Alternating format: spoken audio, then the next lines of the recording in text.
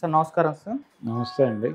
Sir ఒక TDP కార్యకర్త జగన్మోహన్ రెడ్డి గారి సతీమణి భారతి గారి పైన ఒక అసభ్యకరమైన రీతిలో కొన్ని కామెంట్స్ చేశారు సార్. ఇప్పుడు దాని మొత్తం కూడా వీడియో వైరల్ అవ్వడం, ఆ టీడీపీ కూడా రియాక్ట్ అయ్యి మహిళల గౌరవానికి భంగం కలిగించాలి, ఎవరు మాట్లాడినా మేము సహించేది లేదని అతన్ని టీడీపీ నుంచి సస్పెండ్ చేసింది. పోలీసులు కేసు నమోదు చేసి అరెస్ట్ చేయాలని చెప్పేసి కూడా సూచించడం జరిగింది. అతను కూడా తర్వాత క్షమాపణ వీడియో కూడా చేయడం జరిగింది. ఏదేమైనా కామెంట్స్ మాత్రం అటు వైసీపీ వాళ్ళు కూడా దాన్ని పెట్టేసి ఇదిగో ఇది టీడీపీ కార్యకర్తలు ఇలా ఉన్నారని చెప్పేసి పెట్టడం చూస్తున్నాం. సో ఆ కామెంట్స్ని ఇంత ఘోరంగా వెళ్ళి చేయడం ఏంటి, మరి మీరేం చెప్తారు దీనికి సంబంధించి? అంటే టీడీపీ వాళ్ళు కొత్తగా మాట్లాడలేదు కదా. ఇప్పుడు మాట్లాడిన కార్యకర్త ఎవరో, ఆయన పేరు కిరణ్ అనేవాడు కొంచెం నెరేటివ్గా మాట్లాడాడు ఓపెన్గా. ఈ ఓపెన్గా మాట్లాడటము అనేది చేయటానికి ముందు అది రకరకాలుగా ప్రపంచంలోకి సర్క్యులేట్ చేశారు. ఇతని మీద మాత్రమే కాదు కేసులు పెట్టాల్సింది. నిజంగా కేసులు పెట్టే సద్బుద్ధి వారికి ఉంటే ఎన్నికలకి ముందే ఈ ఇప్పుడు ఏదైతే కంటెంట్ మాట్లాడాడో కిరణ్, ఇదే కంటెంట్తో వీడియోలు చేశారు కదా. తెలుగుదేశం పార్టీ గెలవాలి అని కోరుకున్నటువంటి కొన్ని యూట్యూబ్ ఛానల్స్, కొంత సోషల్ మీడియా ప్లాట్ఫామ్స్లో టీడీపీ గెలుపు కోసం అహర్నిశలు శ్రమించి అనేక వీడియోలు చేసినటువంటి ప్లాట్ఫామ్స్ కొన్ని ఉన్నాయి. ఆ ప్లాట్ఫామ్స్ మీద ఈ కిరణ్ మాట్లాడిన అంశాన్ని దాన్ని దృశ్యరూపకంగా వీడియోలు చేసి మార్కెట్లో పెట్టారుగా. అవి తీసిన వాళ్ళ మీద కూడా కేసులు పెట్టాలిగా. ఆ కంటెంట్ రాసిన వాళ్ళ మీద, ఆ ప్లాన్ చేసిన వాళ్ళ మీద, ఆ డైరెక్టర్ల మీద, నటించిన నటీనటుల మీద కూడా కేసులు పెట్టాలి కదా. ఎందుకు పెట్టట్లేదు అనేది ఒకటి. అలాగే ఈ వీడియోలు చిన్న వీడియోలు తీయటం కాదు, అసలు సినిమాయే తీశారు వివేకం అనే పేరుతో. ఆ సినిమాలో కూడా ఇప్పుడు కిరణ్ మాట్లాడిన తరహా లైన్ ఒకటి ఉంటుంది.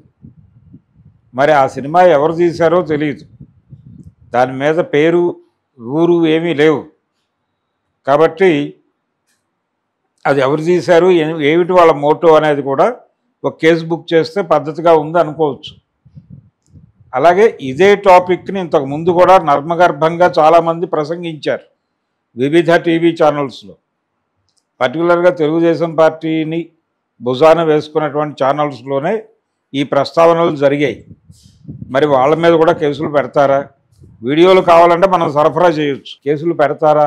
లేదు, ఇక్కడ ఇదేదో జరిగింది కాబట్టి, అతను మాట్లాడాడు కాబట్టి అతని మీద కేసులు పెట్టి మొత్తాన్ని చేతులు దులుపుకోవాలని ట్రై చేస్తున్నారా అనేది చూడాలి. అంటే వెటకారంగా మాట్లాడటము ఇవన్నీ కూడా అంటే అవతల వాళ్ళ క్యారెక్టర్ అసాసిన్ చేయటము. మీరు ఎలాగైతే ఇంట్లో వాళ్ళ గురించి మాట్లాడతారా అని వైసీపీ నాయకుల మీద దాడి చేశారు. అది కొడాలి నాని కావచ్చు, లేకపోతే వల్లభనేని వంశీ కావచ్చు, మరొకళ్ళు కావచ్చు. వాళ్ళ మీద వాళ్ళు చంద్రబాబు నాయుడు గారి ఇంట్లో మనుషుల మీద కామెంట్లు చేశారని కదా గొడవ. మరి మీరు చేసింది అదేగా, మీ సోషల్ మీడియా ప్లాట్ఫామ్స్ నుంచి మీరు చేసిన ప్రచారం అదే కదా.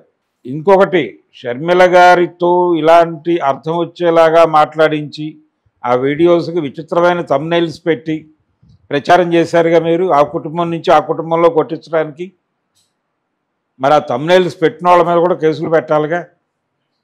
అందుకని ఇది కొత్త విషయం కాదు. ప్రపంచంలో ఆల్రెడీ నానబెట్టారు వాళ్ళే. ప్రపంచంలో నాంచిన విషయమే నిజం అనుకుని అతను మాట్లాడి ఉండొచ్చు కూడా.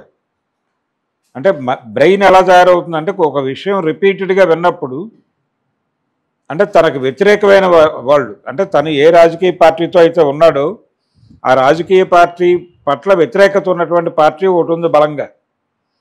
ఆ పార్టీకి సంబంధించిన విషయాలు రిపీటెడ్గా, దానికి సంబంధించిన నెగిటివ్ విషయాలు వినగా వీళ్ళు ఇన్ఫ్లుయెన్స్ అవుతారు దానికి.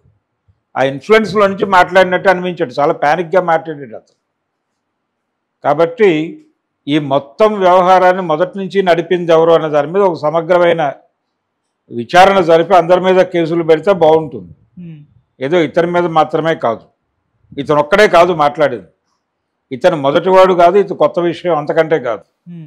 ఇది చాలా పాత విషయం. ఎన్నికల కంటే ముందే ఇది సర్క్యులేట్ కావడం కోసం వాళ్ళు సోషల్ మీడియా ఛానల్స్ తాలూకా లేకపోతే సోషల్ మీడియా ప్లాట్ఫామ్స్ని జనంలోకి పంపు చేయడానికి ఉండేటువంటి ఏజెన్సీల సేవలు కూడా వినియోగించుకున్నారు. ఇదేది ఊరికనే జరగల, చాలా డబ్బులు ఖర్చు పెట్టారు ఈ ఏరియాలో. ఈ ఖర్చు తాలూకా ప్రభావంతో అతను మాట్లాడాడు. ఆ ఖర్చు పెట్టింది ఎవరు, కాంట్రాక్ట్ ఇచ్చింది ఎవరు అంటే ఇప్పుడు ఎవరి మీదైనా బ్రాండ్ వేయటానికి, ఎవరినైనా బ్రాండ్ చేయటమే. బ్రాండింగ్ పాలిటిక్స్ నడుస్తున్నాయి ఇప్పుడు. ప్రతి మనిషిని బ్రాండ్ చేసి ఒక ముద్ర వేసి పక్కన పడేస్తారు. ఆ ముద్ర వేయటానికి డబ్బులు ఖర్చు పెడతారు. ముద్ర వేసే గ్యాంగులు ఉన్నాయి, ఆ గ్యాంగుల్ని హైర్ చేసుకుని చేస్తారు. ఆ గ్యాంగ్స్ని ఎవరు హైర్ చేసుకున్నారు, ఎవరు డిజైన్ చేశారు దాకా కేసులు పెట్టగలిగితే అప్పుడు వీళ్ళు దాని పేరేమిటి, ఎటువంటి భేదభావం లేనటువంటి, తన మన అనేటువంటి భేదభావం లేనటువంటి, ప్రజలందరికీ ఒకటే న్యాయం అనుకునేటువంటి ఒక మనిషి పాలనలో ఆంధ్రప్రదేశ్ ఉంది అని అనుకోవడానికి ఆస్కారం దొరుకుతుంది. అలా కాకుండా ఒక విషయం జరిగింది కాబట్టి ఆ ఇష్యూ వరకు దాన్ని కన్ఫైన్ చేసి అక్కడితో ఒక 2 కేసులు పెట్టేసి క్లోజ్ చేద్దామని చూస్తే ఇది మసిపూసి మారేడుకాయ చేయడానికి ట్రై చేస్తున్నారు అనే అనుకోవాల్సి వస్తుంది. అలాగే నిజానికి మనోభావాలు గాయపడ్డాయని చెప్పి పోసాని కృష్ణమురళి మీద కేసులు పెట్టారు తెలుగుదేశం కార్యకర్తలు 18 చోట్ల 20 చోట్ల. అలాగ ఈ విషయాల పట్ల కూడా ఎందుకు వైసీపీ వాళ్ళ మనోభావాలు గాయపడి వాళ్ళు 100 చోట్ల కేసులు ఎందుకు పెట్టలేదు, దేనికి భయపడుతోంది వైసీపీ అంటే ఇది కూడా కీలకమైన విషయమే. ఆంధ్రప్రదేశ్ రాజకీయాలకు సంబంధించి మాట్లాడుకోవాల్సి వస్తే ఎన్నికలకు ముందు నుంచి వందలాది స్కిట్లలో జైలుకి వెళ్ళిపోయి జైల్లో కూర్చుని వాళ్ళు మాట్లాడుకునేవి. అలాగే వివేక హత్యకి ముందు ప్రిపరేటరీ సమావేశాలు జరుగుతాయి, ఎవరికి, అవినాష్కిను భారతి గారికి మధ్య. అక్కడి నుంచి కథలు నడిపిన వీడియోలు కూడా చూసాం మనం. కాబట్టి వీళ్ళు ఇవన్నీ చూసుంటారు కదా వైసీపీ కార్యకర్తలు కూడా. వాళ్ళ మనోభావాలు గాయపడి వాళ్ళు ఎందుకు కేసులు పెట్టలేదు, ఎందుకు భయపడుతున్నారు అంటే తాము ఎగనెస్ట్గా వెళ్తోంది ఎన్డీఏ ప్రభుత్వానికి అనే స్పృహ ఉండటం వల్ల. ఎన్డీఏ ప్రభుత్వానికి వ్యతిరేకంగా పెడితే తెలుగుదేశం గవర్నమెంట్గా చూడలేదు, వాళ్ళు ఎన్డీఏ ప్రభుత్వంగా చూస్తున్నారు. ఎన్డీఏ ప్రభుత్వానికి ఎదురెదితే తమ కేసులు తమ గొడవలు ఇవి ఎక్కడైనా కదులుతాయేమో అనే ఒక భయం కావచ్చు. అందుకని బహుశా కేసులు పెట్టమని వాళ్ళే చూపించారుగా మార్గం. పోసాని మీద 18 చోట్ల, వర్మగారికి సంబంధించి కూడా 7-8 చోట్ల పెట్టారు కదా. మరి ఎవరి మీద పెట్టినా మనోభావాలు 100 చోట్ల గాయపడ్డాయని పెడుతున్నారు. వీళ్ళు ఎందుకు 100 చోట్ల